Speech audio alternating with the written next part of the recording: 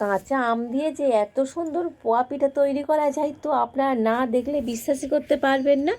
টক মিষ্টি কাঁচা আমের এই পোয়া পিঠে এভাবে একবার বাড়িতে বানিয়ে দেখুন, প্রত্যেকে এত ভীষণভাবে পছন্দ করবে তো ভাবতেই পারবেন না। হবে তো একেবারে তুলোর মতো নরম তুলতুলে, মুখে দেওয়ার সাথে সাথেই মিশে যাবে। আর এভাবে পোয়া পিঠে একবার বানিয়ে খেলে স্বাদ সারা জীবন মুখে লেগে থাকবে। নমস্কার বন্ধুরা, রূপা রন্ধনশালায় আপনাদের সকলকে অনেক অনেক স্বাগত জানাই। চলে এসেছি আজকের আবারও একটা নতুন স্বাদের নতুন রেসিপি নিয়ে। তো আজকের আমি বানাবো পোয়া পিঠে। তো পোয়া পিঠে বাড়িতে আপনারা অনেক রকমভাবে বানিয়ে খেয়েছেন, কিন্তু কখনো কি কাঁচা আম দিয়ে পোয়া পিঠে বানিয়ে খেয়েছেন? তো আজকের আমি কাঁচা আম দিয়ে টক মিষ্টি স্বাদের একটা পোয়া পিঠে রেসিপি শেয়ার করব।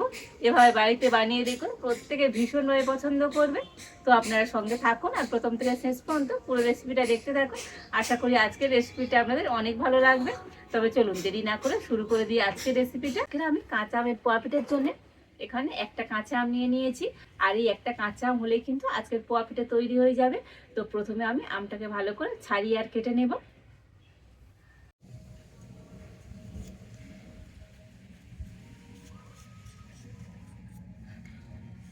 তো আমটাকে তো আগে থেকে কিন্তু ভালো করে ধুয়ে নিয়েছিলাম।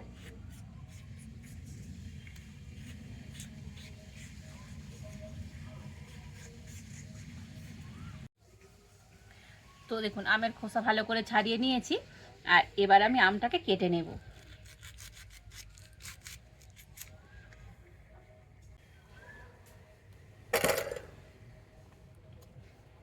তো আমের দানাটা ফেলে দিলাম। আর এবার আমি একটু ছোট ছোট এরকম টুকরো টুকরো করে কেটে নেব।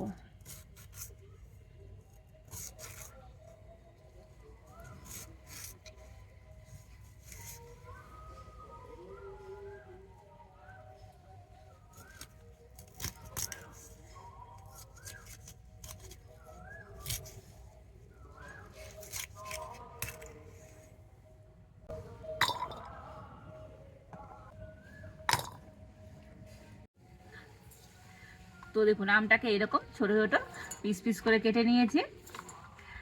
আর এবার আমি একটা মিক্সির জার নিয়ে নিয়েছি। আর কেটে নিয়ে আমগুলো এখন মিক্সি জারের মধ্যে নিয়ে নেব।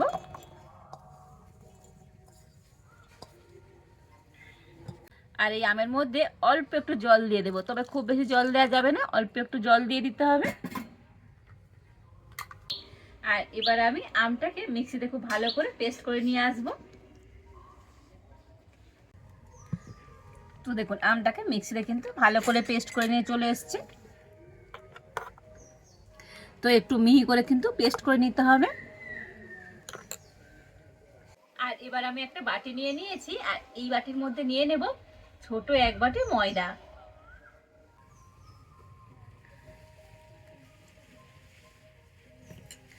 আর ওই একই বাটি মাপ করে নিয়ে নিয়েছি হাফ বাটি সুজি। দিয়ে দেব হাফ বাটি চিনি।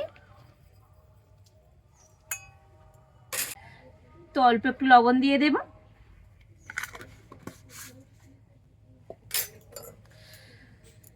তো শুকনো উপকরণগুলো একটু মিশিয়ে নেব।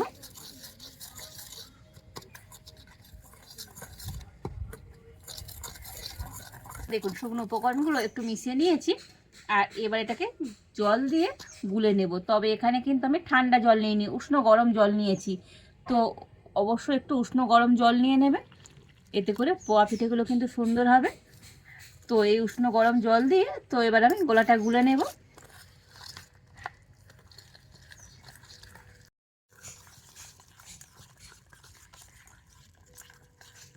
যেহেতু এখানে সুজি আছে, তো একটু উষ্ণ গরম জল দিলে তো সুজিটা কিন্তু খুব ভালো মতো তাড়াতাড়ি নরম হয়ে যাবে। তো দেখুন উষ্ণ গরম জল দিয়ে তো সব কিছু একটু ফেটিয়ে নিয়েছি। তবে একেবারে কিন্তু প্রথমে খুব বেশি জল দিয়ে দেবেন না। তো ব্যাটারটা কিন্তু ঠিক এইরকম একটু ঘন করে রেডি করে নিতে হবে। আর এবারে আমি পেস্ট করা আমের পাল্পটা এর মধ্যে দিয়ে দেব। তবে একটা ছাঁকনি নিয়েছি, আমি একটু ছেঁকে নিয়ে দেব।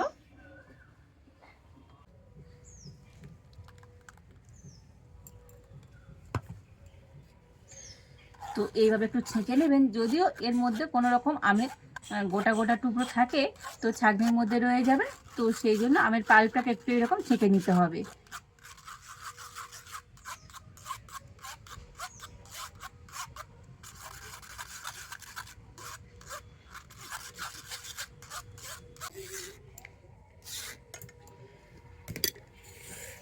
তো দেখুন আমের পাল্পটা ছেঁকে নিয়েছি, আর এই আমের পাল্পটা দিয়ে আবারও কিন্তু একটু ভালো করে মিশিয়ে নেব।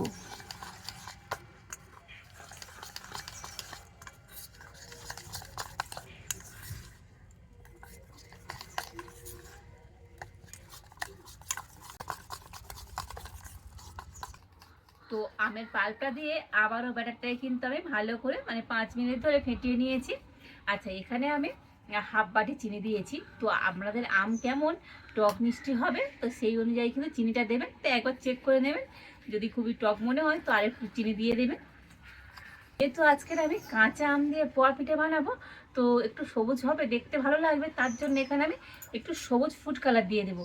তো আপনারা চাইলে ফুড কালারটা নাও দিতে পারেন।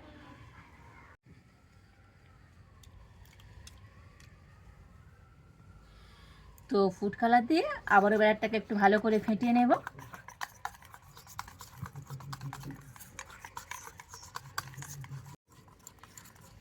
তো দেখুন ফুড কালার দিয়ে তো সুন্দর করে মিশিয়ে নিয়েছি, আর ফুড কালার একটু দিতে কত সুন্দর কালার হয়েছে। আর এবারে আপনাদের ব্যাটারের ঘনত্বটা একটু দেখিয়ে দিই, তো কিভাবে ব্যাটারটাকে রেডি করতে হবে। তো দেখুন ঠিক এইভাবে করে ব্যাটারটাকে গুলে নিতে হবে, একেবারে খুব পাতলা নয় আবার খুব ঘনও নয়। তো আপনারা লক্ষ্য করে দেখুন ব্যাটারটা পরে কিন্তু সঙ্গে সঙ্গে মিশছে না, একটু পরে মিশে যাচ্ছে। ঠিক এইভাবে করে ব্যাটারটাকে রেডি করে নিতে হবে।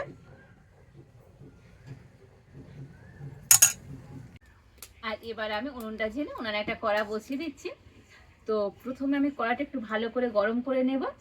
আচ্ছা, আপনারা অনেকে বলেন যে পোয়া পিঠে গোল হয় না, তো আজকে আমি একটা একদম সহজ পদ্ধতি আপনাদের দেখাবো। এইভাবে করে নিলে দেখবেন প্রত্যেকটা পোয়া পিঠে তো একেবারে হবে গোল বলের মতো, যেমন হবে গোল তেমনও ফুলকো ফুলকো। তো তার জন্য এখানে আমি একটা এরকম ছোট প্লেট নিয়ে নিয়েছি। তো আপনাদের হাতের কাছে এরকম প্লেট না থাকলে তো কোনো টিফিন বক্সে ঢাকাও নিয়ে নিতে পারেন। আর এটাও এখন আমি কড়ার উপর দিয়ে দেব। তো কড়ার সাথে এই প্লেটটাও কিন্তু ভালো মতো গরম করে নেব। কড়ার প্লেটটা আমি একটু গরম করে নিয়েছি, আর এবার আমি সাদা তেল দিয়ে দেব। আর এই সাদা তেলটাও একটু ভালো করে গরম করে নেব। তো তেলটা ভালো করে গরম করে নিয়েছি, আর এবারে আমি যে প্লেটটা তেলের মধ্যে দিয়ে দিয়েছিলাম তো প্লেটটা আমি তুলে নেব। প্লেটের মধ্যে অল্প একটু তেল রেখে দিয়েছি, আর এবার এখান থেকে এক হাতা ব্যাটার নিয়ে প্লেটের মধ্যে দিয়ে দেব।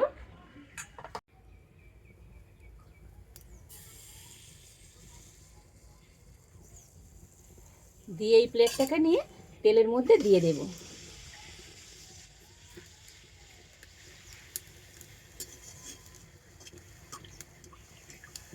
আর উপর থেকে একটু এইভাবে তেল দিয়ে দেব।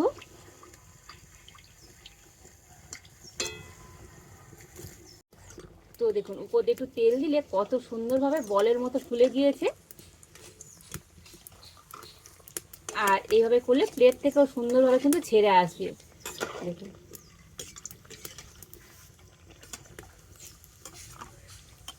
তো একটু হালকা জাল দিয়ে এটাকে উল্টে পাল্টে সুন্দর করে ভেজে নেব, তবে কিন্তু খুব একেবারে লাল করে ভাজবো না। তো দেখুন একটু সবুজ সবুজ থাকবে, দেখতে ভালো লাগবে। ঠিক এইভাবে করেই ভেজে নিয়েছি। আর এবার আমি একটা প্লেটের মধ্যে রেখে দেব। তো আরও একটা পিঠে তৈরি করে আপনাদের দেখিয়ে দিই। এই পিঠেগুলো তো বানানো খুবই সহজ আর খুবই তাড়াতাড়ি হয়ে যায়, বানাতে কিন্তু একদমই সময় লাগে না।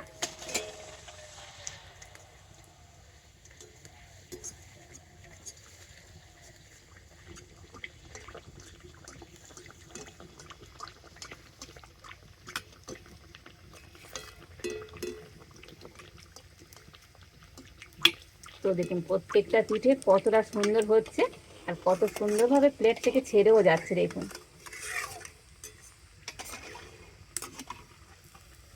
একদম গোল বলের মতো ফুলে গিয়েছে। তো দেখে বুঝতে পারছেন কতটা সুন্দর হচ্ছে আজকের এই কাঁচা আমের পোয়া পিঠেগুলো। দেখুন অসম্ভব সুন্দর লাগছে দেখতে।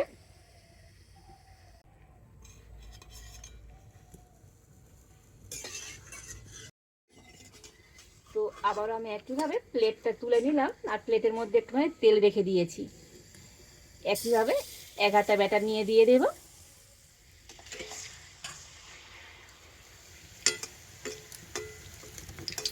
আর উপর দিয়ে এইভাবে একটু তেল দিয়ে দেব।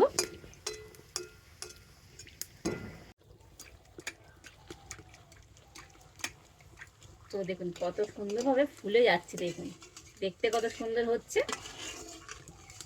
প্রত্যেকটা পোয়া পিঠে তো অসম্ভব সুন্দরভাবে ফুলে যাচ্ছে।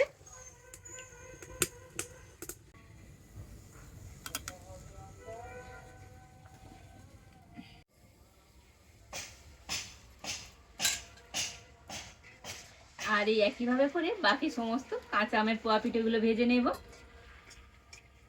দেখুন সমস্ত কাঁচা আমের পোয়া পিঠেগুলো তৈরি করে নিয়েছি। তো যখন ভাজছিলাম কিন্তু ফুলেছিল, তো দেখলেন আপনারা। তো এগুলো এতটাই নরম তুলতুলে হয়, তো মানে ভাজার পরে একদম ফোলাগুলো কতটা কমে গিয়েছে, কিন্তু দেখতে যেমন সুন্দর হয়েছে। আর এই কাঁচা আমের পোয়া পিঠেগুলো তো খেতে অসম্ভব সুন্দর হয়। কাঁচা আমের এই পোয়া পিঠেগুলো খেতে এত ভালো লাগে, তো একবার না বানিয়ে খেলে তো আপনারা বুঝতেই পারবে না যে এই কাঁচা আমের পোয়া পিঠেগুলো কতটা সুন্দর হয়েছে। দেখুন একেবারে তুলোর মতো নরম তুলতুলে,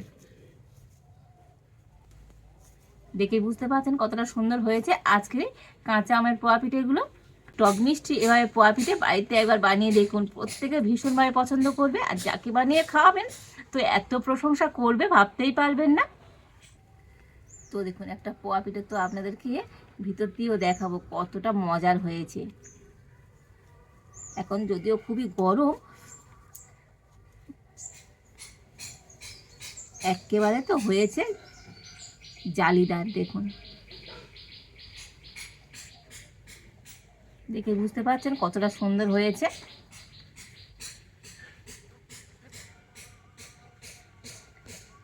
মুখিয়ে দেবার সাথে সাথেই তো মিলিয়ে যাবে। তো দেখুন হয়েছে একেবারে জালিদার, দেখেই বুঝতে পারছেন কতটা মজার হয়েছে আজকে কাঁচা আমের পোয়া পিঠেগুলো।